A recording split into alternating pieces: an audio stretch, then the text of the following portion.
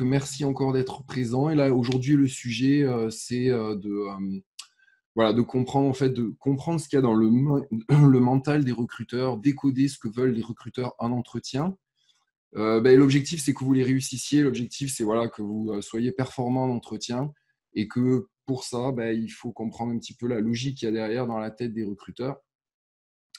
Donc, je ne sais même pas si les recruteurs sont bien conscients des fois de cet état d'esprit qu'ils ont, mais on va voir ça en détail. Donc, l'idée de ce qu'on va voir ensemble aujourd'hui, en fait, c'est trois thèmes. Le premier thème, c'est la vision des RH. Donc, ils ont, en conscience ou pas, ils ont tous plus ou moins une façon de voir en fait les choses. Bon, là, ça fait bientôt 3 ans là, que je coach des gens pour qu'ils réussissent les entretiens, notamment. Donc, je connais bien le processus. Moi-même, j'ai recruté. Voilà, je sais ce qui fonctionne bien là, pour réussir les entretiens et je vois bien la logique qu'il y a dans le mindset des RH. Donc, je vais vous expliquer ça. Ensuite, je vais vous montrer aussi pourquoi il faut être transparent, mais il y a un gros mais. Il ne faut pas être trop transparent, il ne faut pas dire c'est pas le jeu de la vérité, on va voir pourquoi et comment. Et ensuite, l'idée en entretien, effectivement, pour réussir, c'est de donner confiance. Et on va voir pourquoi et comment. Voilà, donc c'est les trois grands thèmes. On en a pour 20 minutes, une demi-heure maximum. Et après, comme d'habitude, je réponds toujours aux questions. C'est avec grand plaisir. Et vous pourrez ouvrir vos micros ou alors me taper dans le chat. Là, alors, je ne sais pas si... tiens, j'ai pas ouvert le chat. Où est-ce qu'il est le chat? J'arrive plus à ouvrir la conversation. Voilà. Voilà, donc j'ai le chat ouvert et c'est bon. Tac. Hop. Donc, ouais, donc la vision des RH, en fait, ça part vraiment du développement personnel. Alors, je pense qu'il y en a certains d'entre vous qui sont au courant de ce que c'est. Mais les RH, ils sont en fait biberonnés, ils sont formés, formatés à fond, dev perso. Et on va voir sur quelle partie du dev perso, quelle est la logique en fait qu'ils ont. Donc, en fait, juste pour un cas concret, là, en fait, c'est quand tu as réussi quelque chose, en fait, tu t'es préparé, et tu as consciemment visualisé ou non les étapes de ta réussite, en fait. Et c'est aussi ce que font les sportifs de haut niveau. Et je vais vous montrer des exemples en fait, de l'idée qu'ont les sportifs de haut niveau. Et en fait, c'est un peu mêlé tout ça, le dev perso et en fait, la vision des RH et la vision des sportifs de haut niveau. Donc, il y a par exemple Ayrton Senna. Lui, j'ai pris des citations de sportifs célèbres. Là. Et donc, lui, qu'est-ce qu'il dit? Il dit, idéalement, nous sommes ce que nous pensons. Dans la réalité, nous sommes ce que nous accomplissons. OK. Et Mohamed Ali, donc le boxeur, lui, qui dit on ne devient pas champion dans un gymnase, on devient champion grâce à ce qu'on ressent, un désir, un rêve, une vision. Donc voilà. Donc le dev perso, c'est ça en fait. C'est techniquement, on va voir en fait, c'est ce que pensent les RH. Ils sont formés au développement personnel. Ils ont la logique suivante. C'est ce que tu imagines, tu le penses, ok. Ce que tu penses, tu le visualises, voilà, tu le projettes en fait. Et ce que tu projettes, en fait, tu le concrétises. Et ce que tu concrétises, tu le fais pour l'entreprise. Voilà, ça, c'est la logique qu'ont les RH. Et c'est une logique de dev perso classique. Voilà, si vous connaissez Tony Robbins, c'est classiquement, si vous avez lu ses livres, c'est classique. Ça se recoupe avec plein de gens qui font du dev perso. Voilà, donc c'est une logique qu'il faut comprendre et c'est ça qu'il faut maîtriser en fait. C'est ça qu'ils cherchent à savoir en fait. Ils cherchent à savoir quoi concrètement? Ils veulent vous tester donc sur savoir ce que vous pensez, savoir ce que vous visualisez et savoir ce que vous avez fait concrètement. Donc, on va aller voir sur des exemples concrets là comment ça fonctionne, ce que vous pensez. Donc, techniquement, par exemple, souvent vous avez des questions du genre. Moi, je l'ai eu en entretien et des fois, on la pose à des gens que je coach en entretien. Est-ce que c'est l'entreprise qui fait l'homme ou est-ce que c'est le contraire? C'est l'homme qui fait l'entreprise. Et donc, une réponse, je dirais, qui n'est pas top, qui n'est pas top au sens dans le cadre, là, je parle du référentiel RH, c'est de répondre que l'entreprise fait l'homme. C'est-à-dire que c'est, voilà, on subit un petit peu les règles de l'entreprise et voilà. Et ce qu'attendent en fait les recruteurs, en fait, ce qui est attendu, leur réponse un petit peu idéale, c'est de dire que c'est un homme, homme-femme, hein, je ne suis pas là pour dire homme-homme, mais au sens l'humain. l'homme est proactif et peut influencer le cours de l'entreprise pour l'amener à s'améliorer. Donc voilà, ça c'est le genre de réponse qu'ils aiment bien entendre. En fait, ils aiment bien dire, ils sont biberonnés au dev perso. Donc pour eux, c'est ce que vous pensez, ce que vous imaginez, ce que vous concrétisez, c'est pour vous. Et concrètement, c'est pour l'entreprise pour laquelle vous travaillez. Donc ils veulent vraiment entendre ça. En fait. Voilà. Donc, deuxième question, type dans ce que vous visualisez, donc des questions voilà, RH, c'est comment vous voyez-vous dans 5 ans? Donc, voilà, c'est la question bateau. Voilà, c'est on veut voir votre potentiel, comment vous visualisez les choses, comment vous visualisez votre avenir. Alors, une réponse qui n'est pas top, qui est classique, c'est de dire ben, je pense que j'arriverai à un plus haut niveau, je prendrai plus de responsabilités. Voilà.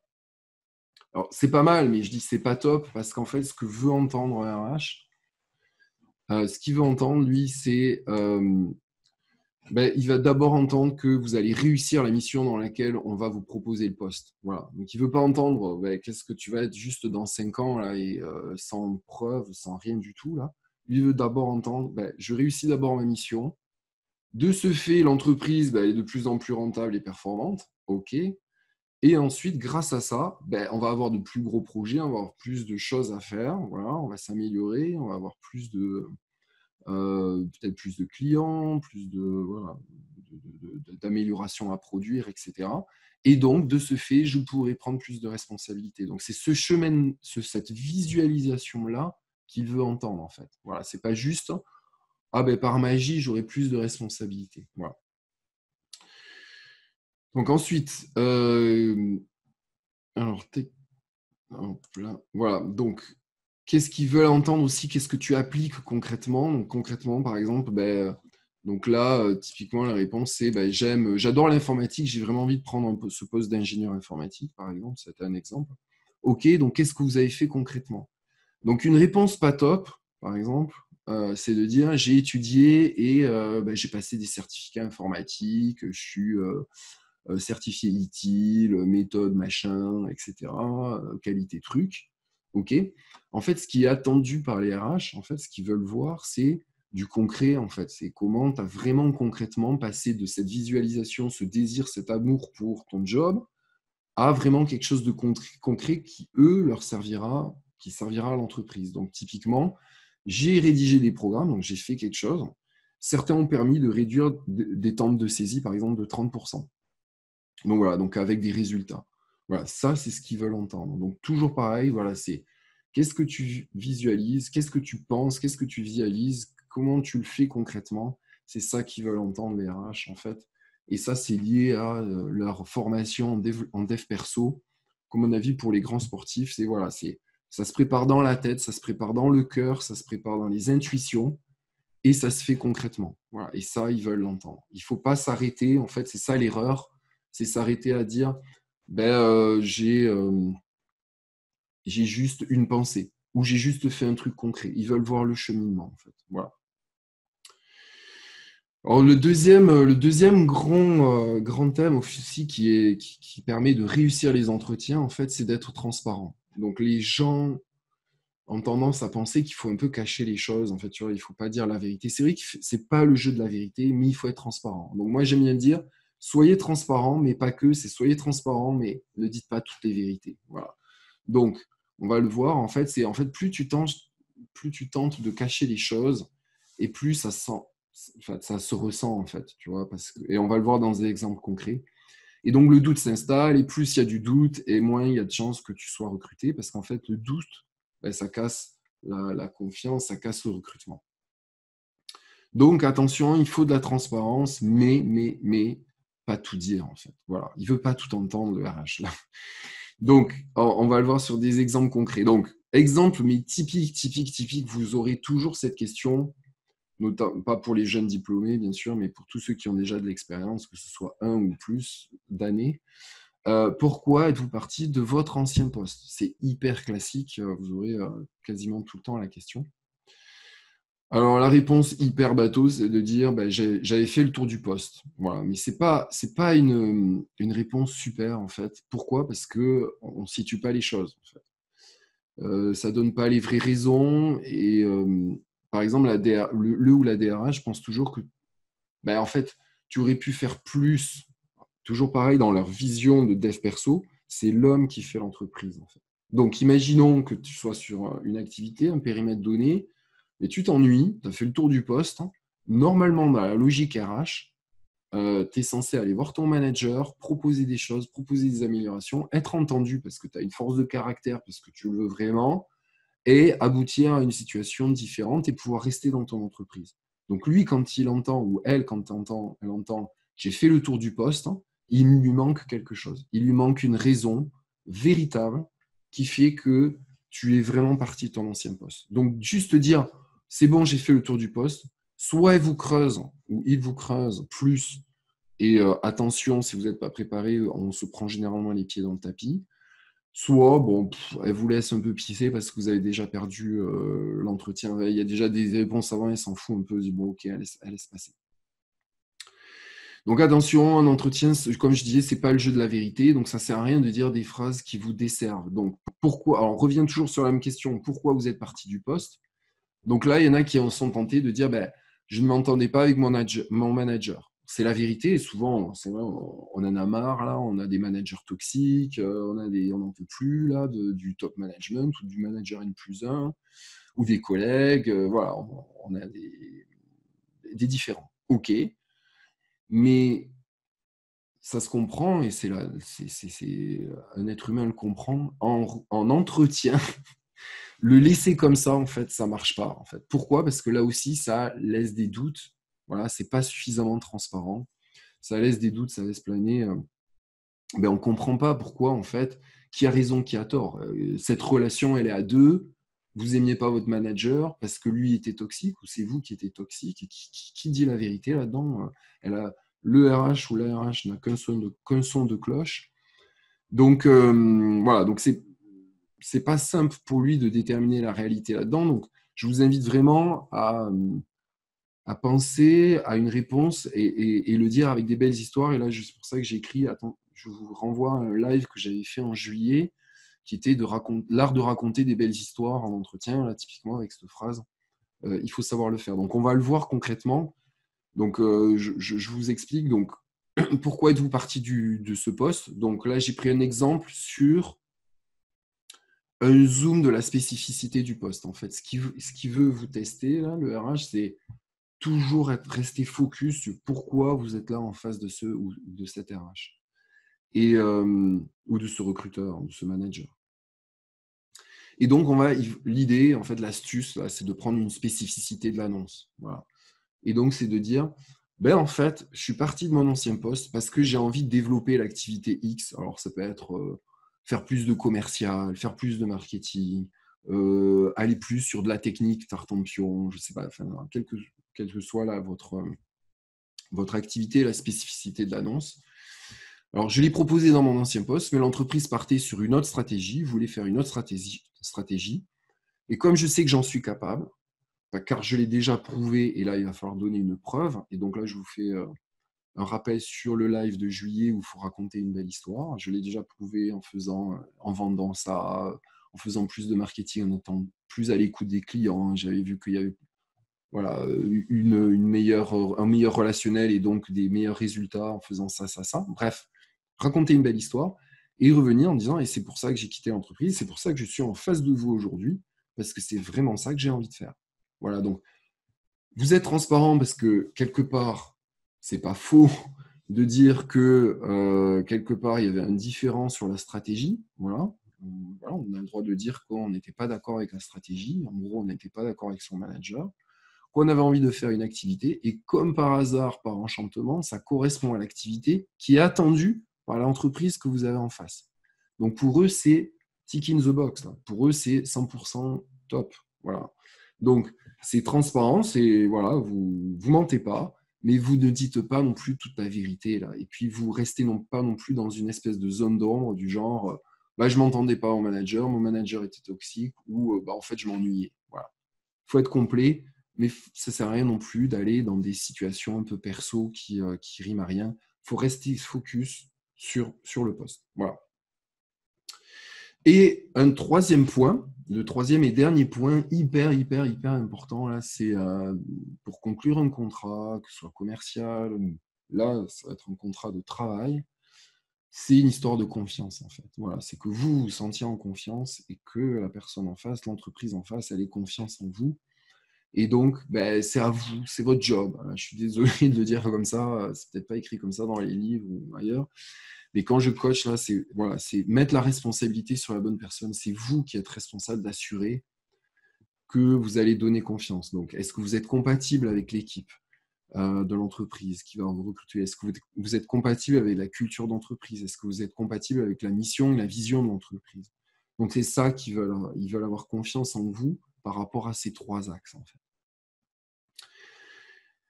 Et donc, à chaque question, on va te tester sur ta capacité à avoir confiance en toi, à réussir sur ces points, en fait. Voilà, c'est être suffisamment en confiance pour donner confiance sur ces 3 axes.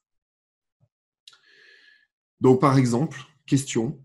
Alors, comment travaillez-vous avec des caractères difficiles? Voilà, c'est une question classique, en fait, qui veut voir, en fait, comment vous vous intégrez dans une équipe. En général, il y a toujours un grincheux, il y a toujours un boudeur, il y a toujours un gars qui est contre. C'est comme Blanche-Neige et les 7 nains, quoi. Il y a toujours Hatchoum, prof. Dans une équipe, il y a toujours grincheux, timide, voilà, bref. Donc, comment vous vous adaptez à ces différents caractères, que ce soit un timide ou que ce soit un grincheux? Et donc là, l'idée, c'est de donner des preuves que c'est déjà vécu avec des exemples très concrets, en fait. Voilà. Pour donner confiance, voilà, l'idée, c'est d'arriver avec des exemples concrets, même si c'est bateau, même si c'est basique, même si ça vous paraît simple, en fait, il vaut mieux les dire. Donc l'erreur, en fait, c'est de rester générique, comme par exemple, oui, alors moi, les gens difficiles, bah, écoutez, j'arrive à rester patient, à l'écoute, et je suis plutôt assertif quand il le faut. Voilà. Donc ça, c'est la réponse classique, générique, que tout le monde va donner, ou va tenter de donner, plus ou moins bien. Mais en général, voilà, un RH classique, il va entendre cette réponse et ça ne le satisfait pas parce qu'en fait, il n'a pas de preuve. En fait. Donc, lui, il va entendre une réponse, mais vous pensez, ah, c'est une belle réponse, j'ai bien répondu à la question pour lui dire que je sais gérer les caractères difficiles, mais non, c'est pas suffisant, en fait. Donc, il faut rajouter un exemple. Donc là, je vous ai mis un exemple, mais hyper simple, en fait. Alors, voilà, oui, j'arrive à rester patient, à l'écoute, et je suis assertif quand il le faut. Donc, par exemple, avec Pierre, un collègue plutôt nerveux, un jour, il m'a fait une remarque très négative en disant que je n'avais rien à faire dans l'équipe. Bon, ben, pas de réaction à chaud, je lui ai proposé un échange, on a parlé des faits, et il m'a expliqué en fait ce que j'avais fait comme erreur et j'ai pu m'améliorer par la suite. Et finalement, il avait raison sur certains points et c'est comme ça que j'ai réussi à faire ça, ça, ça. Et là, en fait, c'est top du top en fait pour le recruteur d'entendre ça parce que il entend que vous savez reconnaître qu'il y a des grincheux, vous savez reconnaître qu'il y a des gens négatifs. Deuxièmement, vous savez parler avec eux. Troisièmement, vous savez écouter ces gens-là, par exemple, faire le tri là, des patates. Là. Des fois, il y a des gens grincheux qui disent des conneries. Il y a des gens grincheux, des fois, qui disent un peu des vérités. Elles sont dures à entendre, mais c'est parfois un peu vrai. Et quatrièmement, ben, grâce à ça, vous avez pu vous améliorer. Cinquièmement, ben, vous savez faire du résultat, vous savez être proactif, vous savez être performant. En fait. Et ça, c'est tick in the box partout, toutes les cases, là, vous cochez partout, encore une fois, la logique des recruteurs du dev perso. Toujours pareil. C'est même si je prends des coups, j'ai une pensée, j'ai un moral, j'ai une vision, je veux y arriver, j'ai un objectif et je vais y arriver et je l'applique concrètement. Voilà. Donc ça, c'est toujours pareil. Ils veulent entendre ces belles histoires-là. Voilà. Donc voilà, c'est terminé. Donc je fais juste un petit récap là. C'était un récap donc pour comprendre ce qu'il y a dans la tête des recruteurs. Donc pour réussir les entretiens, donc il faut bien comprendre c'est rester dans la logique du dev perso. Donc, ce que tu penses, tu le deviens. Voilà. Donc, s'ils vous testent sur des choses, comment voyez-vous l'entreprise, des questions très génériques, des fois, on ne comprend pas la question. On se dit, mais qu'est-ce qu'il veut savoir en fait? Il veut savoir quel est votre enchaînement logique et est-ce que vous avez l'enchaînement logique que lui veut entendre ou elle veut entendre en dev perso. Je comprends des choses, je réfléchis, j'ai une vision et je sais qu'à un moment donné, je vais la passer en concret. Et c'est pour la réussite de l'entreprise pour laquelle je vais travailler. Voilà, c'est ça qu'ils vont entendre tout le temps, tout le temps, tout le temps. Deuxièmement, c'est être transparent, mais pas que. Toutes les vérités ne sont pas bonnes à dire. Donc voilà, comme on dit, Je m'ennuyais ferme, ça me faisait chier mon manager. Je veux dire, je sais que vous n'allez pas le dire comme ça, mais en gros, je m'ennuyais. J'ai fait le tour de la question, alors de façon polie. Voilà, on dit j'avais un différend avec mon manager. Et ça suffit pas. Il faut toujours pareil, là, donner de la transparence sur, en gros, focus, je veux réussir ça, ça correspond à votre poste que vous demandez, notamment en faisant ces actions-là, je les ai déjà réussies, je les ai proposées à mon entreprise. Voilà, la vision stratégique était différente. J'ai eu beau l'expliquer, le top management n'était pas en faveur de ça. Et donc, ben, j'ai préféré partir. Voilà. Et c'est pour ça que je suis en face de vous aujourd'hui. Voilà. Donc, c'est ça qu'il faut arriver à sortir. Troisièmement, ben, montrer votre confiance en vous avec des exemples concrets d'assertivité. Voilà. Donc, c'est donner confiance, c'est montrer que vous avez confiance. Ça veut dire que concrètement, vous avez réussi dans des moments difficiles à avoir confiance en vous. Donc, il faut avoir confiance pour le dire et avoir montré que vous aviez eu confiance dans vos actions, parfois à écouter, parfois à prendre des feedbacks, parfois à prendre des claques, parfois à avoir des réussites. Et voilà, il faut le dire. Voilà, c'était les 3 gros points là, que j'avais envie de partager aujourd'hui. Et ça me fait toujours plaisir. Donc, s'il y a des questions, ben, on va passer au mode aux questions. Juste avant, j'aime bien dire à tout le monde que ben, en fait, voilà, si vous avez envie d'aller plus loin avec moi, que vous avez envie d'aller plus loin dans votre recherche d'emploi et que vous voulez prendre le temps ben, de discuter, ben, voilà, de faire un point sur votre recherche, ben, moi j'aime bien prendre le temps avec les gens, par exemple 45 minutes, pour définir un peu, pour faire prendre du recul et puis ben, établir un plan d'action voilà, pour que les gens atteignent leurs objectifs. Donc, des fois, après, ben, ça continue. Des fois, ça permet d'aller plus loin et de faire du coaching. Et des fois, les gens, ça leur suffit et ça leur donne un éveil et puis ça leur donne du moral pour continuer et puis booster leur recherche et finalement trouver. Donc, il y a des gens qui ont fait ça et c'était top. Voilà. Donc, vous pouvez me contacter en messagerie LinkedIn ou par mail au .pulzi@virginmedia.com. Voilà, mais écoutez, merci beaucoup pour votre attention. On peut passer aux questions. J'ai terminé et ce sera un grand plaisir de répondre à vos questions. Donc n'hésitez pas. Alors là, le thème, c'était justement sur comprendre la logique un petit peu des recruteurs. Mais si vous avez d'autres questions sur la recherche d'emploi, c'est un grand plaisir de vous répondre, encore une fois. Merci Olivier pour ce super slide, Okay. en tout cas cette présentation. Moi, ce que je perçois, c'est que, enfin, dans ta présentation, c'est que les RH sont biberonnés au dev perso. Et est-ce que ça suppose qu'il faut aussi tourner les CV dans cette optique-là avant d'avoir l'entretien? Bonne question. En fait, alors, c'est oui, mais pas de cette manière-là. Pas de cette manière-là. C'est-à-dire que ce que j'aime bien mettre dans les CV qui accrochent bien en général les recruteurs, c'est trois choses fondamentales. La première, c'est de dire qui vous êtes.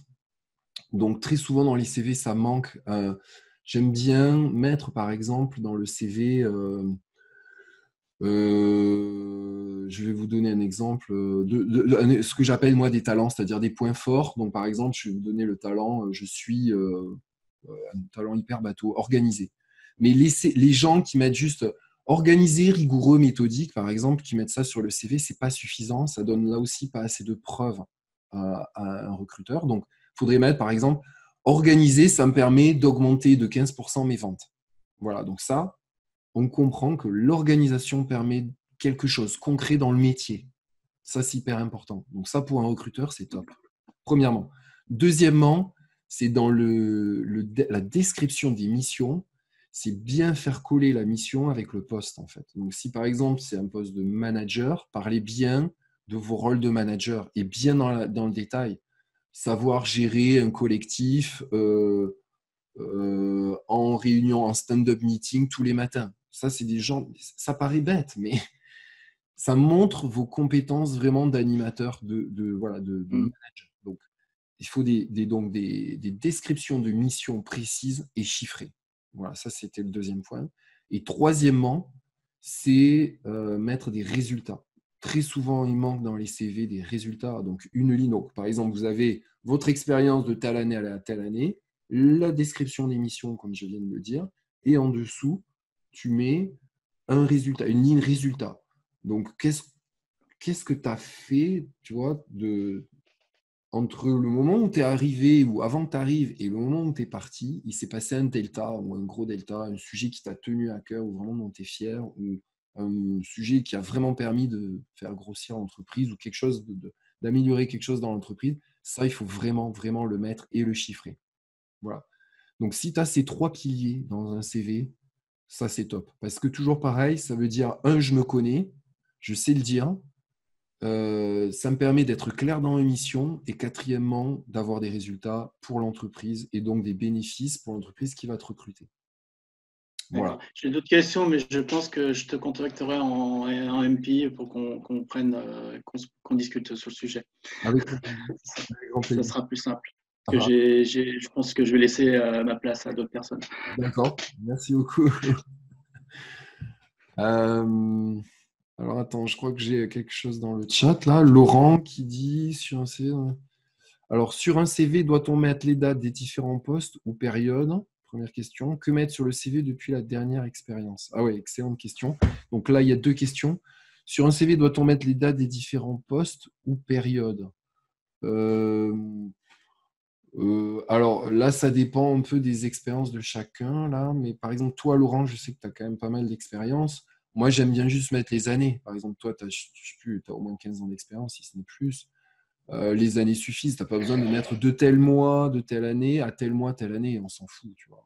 Donc, l'important, c'est de faire correspondre, qu'il n'y ait pas de trou entre les années. Voilà. Et en général, même si tu as un trou de 6 mois, si tu as 15 ans d'expérience, on s'en fout. Tu vois, donc, gomme le trou. Je te le dis clairement, on s'en fout. Le CV, c'est pas le jeu de la vérité non plus. Le CV, c'est une carte de visite, c'est pour se valoriser, c'est pour vérifier que la personne, pour qu'un recruteur comprenne que la personne qu'elle a en face, elle va fitter, elle va être bonne avec le job. Là, tu vois, c'est ça qui compte en fait. Donc, elle n'a pas besoin de connaître toute ta life. Donc, les détails de la vie, des fois, ça ne sert à rien. Quoi. Voilà. Et ensuite, voilà, que mettre sur le CV depuis la dernière expérience? Si, comme j'aime bien dire, ça fait moins de 4-5 mois que tu es en période de recherche, tu n'es pas obligé de mettre ton CV à jour. Tu vois, tu peux mettre ta dernière expérience, soit tu mets une date de l'année tout court, soit tu mets le mois et l'année. Et le mois, tu vois, si aujourd'hui allez, on va dire début septembre, donc, si tu as perdu ton job en avril, tu ne changes pas. Si tu as perdu ton job l'année dernière, là, il faut que tu mettes quelque chose. Il faut que tu remplisses le trou. Là. Donc, pour remplir le trou, ce qui est hyper important, là, c'est de mettre quelque chose qui est en rapport avec le job. Je ne sais pas. Supposons que tu cherches dans le commerce, dans la vente, montre que tu fais quand même, mine de rien, des actions qui sont liées à du commerce, de la vente. Donc, rencontrer des gens, former des gens, animer des réunions, organiser des meetings, voilà, des trucs qui sont liés au contact, etc. Voilà. Si tu es dans le monde de l'ingénierie, montre que tu t'intéresses, que tu te formes, etc. Voilà. Donc, toujours combler le gap. Il vaut mieux combler le gap. Là, c'est ce que j'appelle un peu la transparence. À un moment donné, tu es obligé de jouer le jeu là, de la transparence, un peu de dire, mais c'est quoi ton activité aujourd'hui? Peut-être tu es responsable d'une association, peut-être que voilà, je ne sais pas, il y a plein d'exemples. Il y a des fois, tu fais du consulting. Alors, des fois, le consulting, tu n'es pas payé, tu es bénévole, mais tu le mets quand même. Tu le mets quand même. Voilà, donc souvent, les gens que je coach, soit je leur dis, parce qu'ils le font vraiment, en fait, c'est pas un mensonge, on n'invente rien. On n'invente pas un truc, hein, je veux dire. Donc, soit ils font du consulting, soit ils gèrent des associations, soit ils se forment, par exemple. Mais attention, j'aime pas mettre juste formation, quoi. J'aime bien montrer un peu plus de proactivité là-dedans, donc il faut faire attention au wording. Qu'est-ce que j'ai vu d'autre là? Voilà. En gros, c'est ça souvent le truc. Ou alors, tu peux le faire en pige. Tu vois, quand je dis consulting, tu peux le dire, je le fais en freelance, quoi. Voilà. Donc, voilà, c'est ça que j'aime bien mettre sur les CV, sur les gaps de CV, en fait. Ok. Alors, il y a Fataou qui a une question. Comment on peut chiffrer de manière optimale les résultats obtenus lors de mes projets ou mes expériences en entreprise? Donc, elle est dans le développement de logiciels. Ben, par exemple, Fataou, tu peux dire dans le développement logiciel, de toute façon, des paramètres qui intéressent les entreprises, qu'est-ce que c'est? C'est soit tu as fait gagner de l'argent en entreprise, et tu peux chiffrer. Alors, là aussi, c'est pas le jeu de la vérité, un CV, toujours pareil. On n'est pas là, personne ne va aller vérifier votre CV à la virgule près. Là. Donc, si par exemple, toi, tu as vendu ou tu as fait un logiciel qui était sur un budget de 100 000 euros, personne ne va aller voir si c'était 70, 50 ou 150. L'idée, c'est l'ordre de grandeur. Donc, j'ai travaillé sur donc, par exemple, développement d'un logiciel d'un budget de 100 000 euros. Au moins, on voit la puissance sur laquelle tu es capable de bosser, là, tu vois.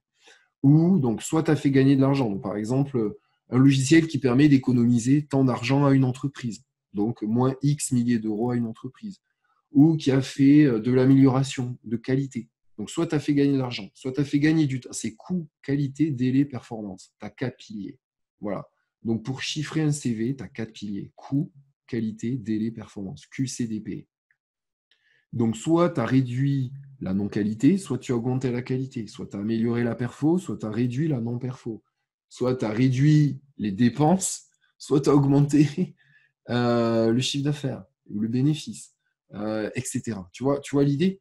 Donc, soit tu mets du moins quelque chose de négatif, soit tu mets du plus quelque chose de positif.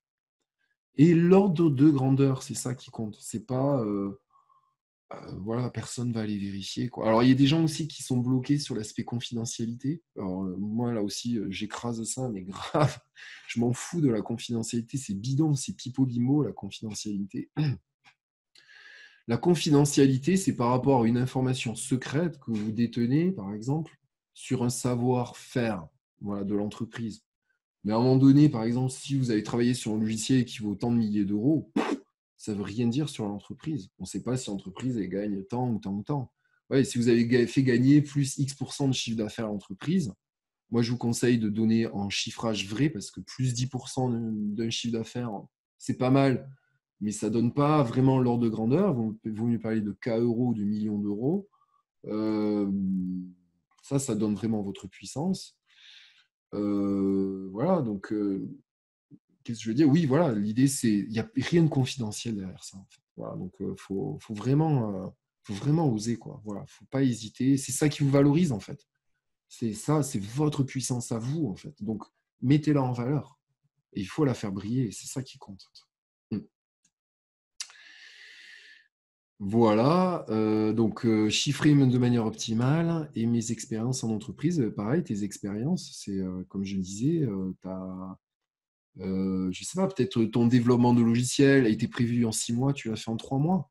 Peut-être que, alors toujours pareil, dans les entreprises, on estime que c'est 6 mois, mais ça dure 9 mois, mais finalement, tu as récupéré le temps et tu l'as fait en 8, tu vois. Euh, ou alors, tu as récupéré voilà, une situation qui était catastrophique. Voilà, donc tu peux dire, il faut savoir, et n'hésitez pas à vous vanter, là, c'est le moment de vous vanter. Là. S'il y a un moment dans la vie où vous pouvez oser vous vanter, parce que se vanter dans la vie, c'est mal vu, là, c'est mal vu par la société. Et s'il y a un moment dans la vie où vous osez se vanter, c'est sur le CV en entretien. Voilà. Il n'y a que le recruteur qui va le voir, ce CV, et vous voir en entretien. Et il a besoin de voir que vous avez confiance en vous. Il a besoin de voir que vous avez réussi, que vous avez eu des résultats. Donc franchement, n'hésitez pas. Franchement, ouais. Moins vous en dites et plus vous retenez cette information pour vous, et moins c'est facile pour un recruteur, en fait. Donc, favorisez le job du recruteur qui attend que ça de votre part, en fait. Voilà. Donc j'espère que ça répond à ta question, Fataou, et voilà, que ça te permet d'avancer sur ta recherche. Voilà, je sais pas est-ce qu'il y a d'autres questions qui vous titillent, qui vous tracassent sur votre recherche? Oui, non, peut-être. quelle que soit la question, n'hésitez pas. Franchement, ça partage à tout le monde là. Donc c'est bien pour tout le monde. Donc n'hésitez pas. C'est le moment. Profitez-en. Je suis là. Voilà.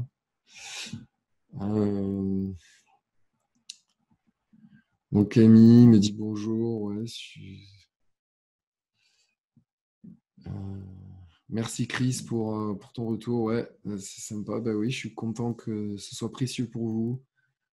Je sais que des fois j'ai des retours positifs qui disent ouais, ça me met en énergie, rien que de te voir en live et tout. Donc je savais pas que voilà. Donc c'est cool de donner cette énergie et voilà, de vous donner confiance, de vous donner la patate là, pour continuer. Et ouais, parce que vous le méritez. En fait, c'est ça, moi, qui me titille là, c'est de vraiment faire briller les gens. Tout le monde a des talents. Tout le monde a le mérite de briller. Et voilà, donc tiens, la prochaine fois, je ferai un live aussi. Il faut combattre la macroéconomie, là, parce que là, les news, c'est là, à la rentrée, c'est les news, c'est le chômage, la crise du Covid, c'est hyper négatif. Donc là, il faut combattre ça. Là, il faut se dire non, mais je suis meilleur que ça. Et je vais démontrer aux entreprises que je suis valable et qu'ils ont besoin de moi. Parce que je vais vous dire un truc. Et alors, peut-être pas les jeunes diplômés qui nous écoutent, là, mais ceux qui ont l'expérience, ils savent très bien qu'en entreprise, c'est toujours le bordel. Il y a toujours des challenges, comme on dit de façon polie. Mais en gros, il y a des problèmes tout le temps à gérer. Je le vois pour ma propre entreprise, je le vois pour les gens que je coach, les entreprises qui recrutent, comment elles recrutent. Des fois, c'est le bordel, des fois, c'est mal fait, des fois, ils s'y prennent mal. Des fois, ils sont maladroits. On a tous besoin de s'améliorer, les entreprises aussi, et donc elles ont besoin de talent, elles ont besoin de vous. Et voilà, ça va le faire grâce à vos talents. Et ça, il faut vous valoriser, vous présenter, faites votre démarche de recherche. Fataou, merci pour ta question, j'adore. Donc la question de Fataou, c'est comment avoir une lettre de motivation qui sort de l'ordinaire, adaptable à l'entreprise et à l'emploi visé. Écoute, je vais te dire un truc, c'est pas tôt ce que je vais te dire, mais un truc, c'est que pour sortir de l'ordinaire, en fait, il faut coller aux besoins de l'entreprise. Donc, quand tu vois l'annonce de l'entreprise, là, c'est de l'or en barre, en fait, pour justement rebondir sur ça. Par exemple, hier, je suis en train de coacher une personne qui est directrice comptable. Et donc, elle m'envoie une annonce, elle me dit, est-ce que ma lettre de motive est sympa? Et en fait, ce n'était pas que de la comptabilité qui était demandée, c'était, il y avait du management, il y avait de la comptabilité, mais au sens de la finance en général, donc ce n'est pas que de la compta, donc de la finance en général, plus de l'administration d'entreprise. Voilà. Donc ça, mais c'était 3 piliers, oui, plus 4 de la transformation digitale. Voilà. Donc c'était écrit dans l'annonce, tu vois, c'était un peu fouillé l'annonce, là, mais c'était écrit dans l'annonce. Ça, c'est les 4 piliers, c'est ça qu'ils veulent. Ils veulent quoi? Un bon manager. Donc d'entrée de jeu, c'est vous désirez un manager, un excellent manager capable de mener 20 personnes à l'excellence, voilà, à être excellent. C'est une chose que j'ai déjà réussi en faisant ça, donc donner une preuve. Et je serais ravi d'intégrer votre équipe, et notamment aussi pour faire de la digitalisation. Et là, tu pars sur ta preuve de digitalisation. Et aussi, bien sûr, donner une vision au top management sur l'aspect financier et administratif de l'entreprise, car je l'ai déjà fait, donner une 3e preuve. Voilà. Pour sortir du lot, avoir une lettre c'est en fait répondre vraiment aux besoins de l'entreprise. Tu vois, c'est un peu comme quand toi, tu vas acheter quelque chose, tu prends toujours le truc dont tu as envie, en fait, le truc dont tu as besoin. Voilà. Tu ne prends pas le reste. Donc, celui qui a gagné, le produit qui a gagné, l'entreprise qui a derrière ce produit qui a gagné, c'est celle qui a su répondre à ton besoin. Et là, c'est pareil, tu te mets dans la situation opposée, inverse, pardon, c'est toi, en fait, qui est le produit ou l'entreprise qui offre tes services, et donc tu dois répondre aux besoins. Et eux, voilà, ils sont en train de faire une lettre au Père Noël, une liste là de besoins, et tu leur réponds, bam, bam, bam. Donc, je suis capable, j'ai des preuves, je suis capable, j'ai des preuves. Et rencontrons-nous. Voilà. C'est ça l'idée. Voilà. J'espère que ça répond à ta question, Fataou. Ouais, Hervé, il faut mettre au chômage le Covid. Ça, je suis d'accord avec toi. Ça, c'est clair et net.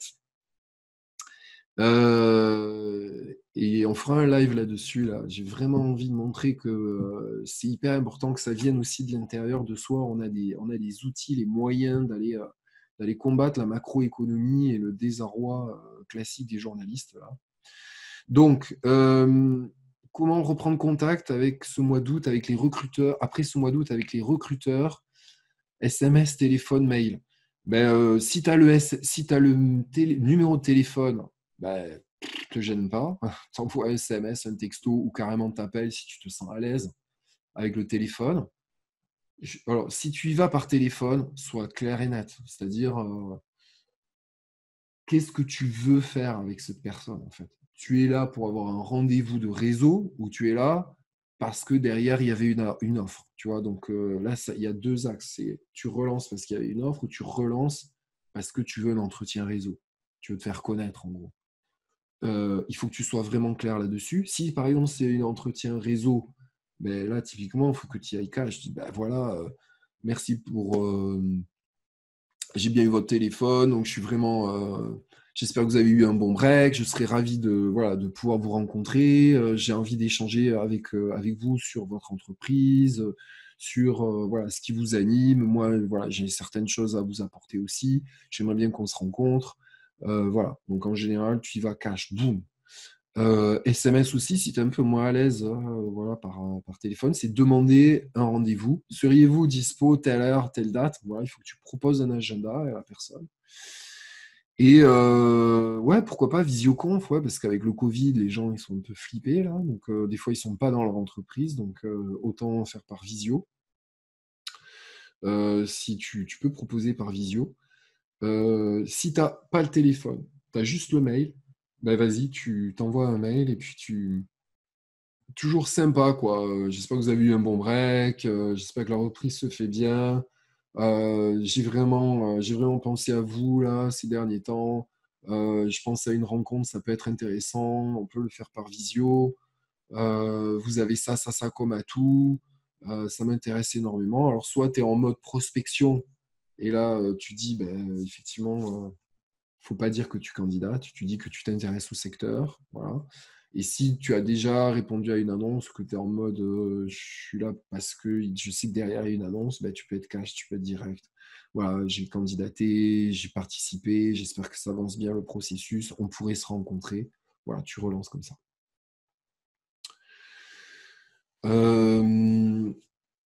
Voilà, donc j'espère que ça répond à la question, Laurent. Et Chris nous demande, que penses-tu des nouveaux moyens de passer des entretiens, comme le téléphone, la vidéoconf, etc.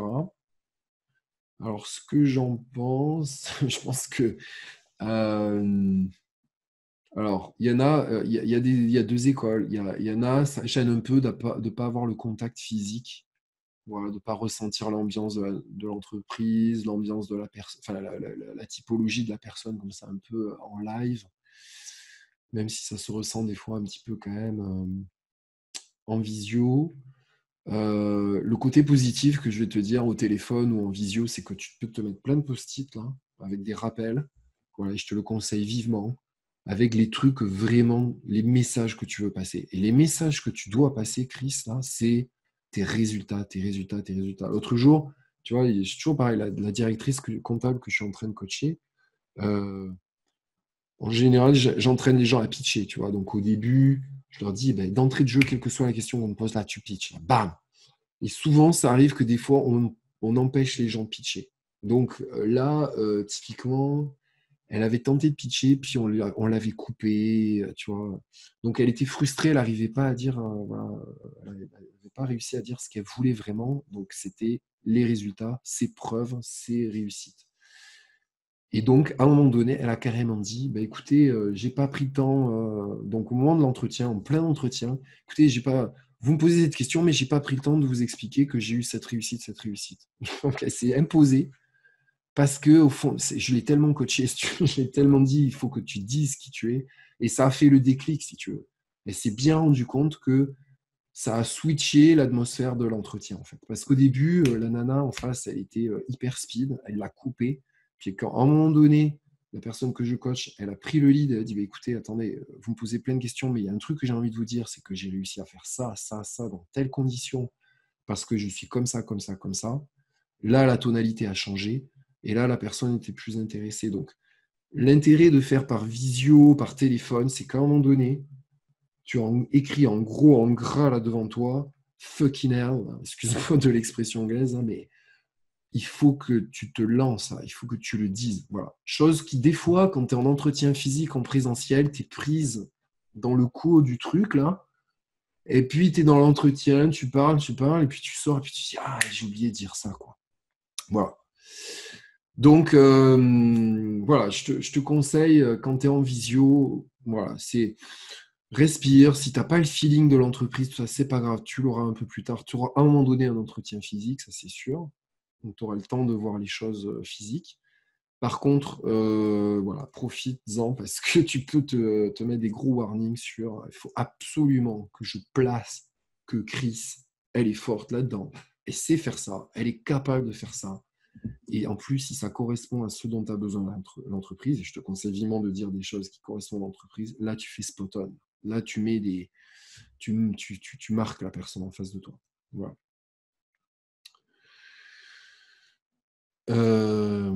Donc, Chris dit en gros, il faudrait dire en gros, il faudrait dire qu'il faudrait me donner ma chance de prouver ce que je vaux, car en changement pro, il ne faut pas que tu dises donnez-moi la chance. Voilà. Il ne faut pas que tu te mettes dans cette position donnez-moi une chance, parce que là, tu es à une position inférieure. Donc là aussi, je vous parlerai de l'analyse transactionnelle une autre fois. Tu es adulte à adulte, là. Donc tu es une pro. Même si tu as fait, excuse-moi, je vais le tourner différemment.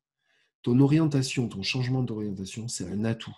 C'est positif. Donc tourne-le comme ça. Tu dis, tu as une expérience là-dedans, tu as changé d'orientation, donc ton orientation plus ton expérience, ça fait un truc explosif. Et là, il faut que tu le montres. Il faut que tu sois sûr de toi, là. Tu vois, c'est ça qu'il faut que tu dises. Et pas en dire, prenez-moi. Il faut dire, je vais réussir chez vous ça. Donc ça, c'est ce qu'il y a décrit dans l'annonce ou ce qu'ils entendent, ce qu'ils veulent dire. Je vais réussir ça chez vous parce que je l'ai prouvé en faisant cette formation et en réussissant ça, ça dans d'autres entreprises. Parce que j'ai tel caractère. Voilà. Et que j'ai réussi aussi ça. Voilà, il faut que tu aies cette posture-là. Je vais vous prouver que dans l'entretien, j'ai réussi ça. Et je vous le prouve en faisant ça, en disant ça. Voilà. Donc, vous avez tout intérêt à me prendre. C'est ça la posture qu'il faut que tu vois. Voilà. Et surtout pas la posture de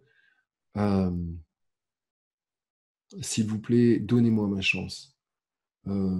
Ça, on aimerait le dire au fond du cœur, je suis d'accord avec toi, on aimerait le dire. Mais si tu l'exprimes comme ça, tu mets des doutes dans la personne en face de toi, que tu n'as pas confiance en toi pour réussir le poste.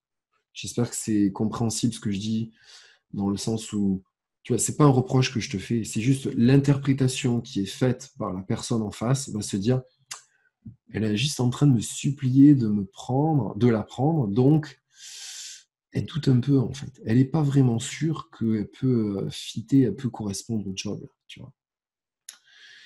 Donc, c'est une histoire de posture. Et ça, tu l'as avec ta confiance en toi. Tu l'as en te mettant des gros post-it, là.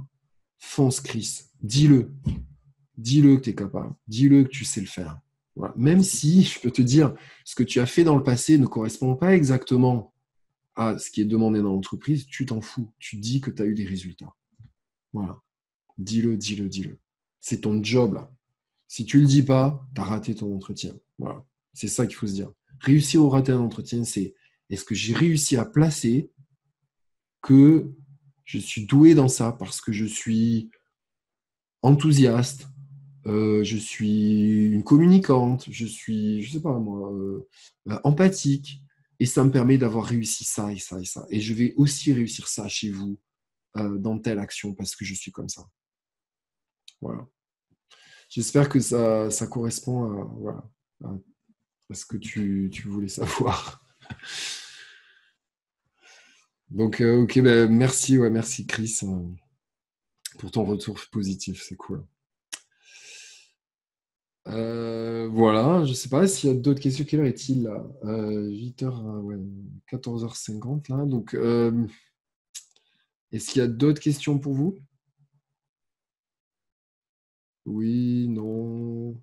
Ok, bah écoutez, moi j'en vois pas. Donc écoutez, on va clôturer la séance. C'était un gros plaisir de vous avoir. C'était vraiment magnifique. Euh, Merci Philippe. Oui, on se contacte. Donc n'hésitez pas à me contacter, n'hésitez pas à me poser des questions. Voilà, il y aura d'autres lives aussi en septembre. Là. Voilà, ça me fait tellement plaisir de partager. Il y a tellement de choses à dire. Le monde de la recherche d'emploi, c'est tellement riche. Voilà, écoute, grosse bonne journée, bonne continuation et à très bientôt à tous. Voilà. Ciao, ciao. Et puis voilà, je vous embrasse parce que je vous aime. À bientôt. Ciao, ciao.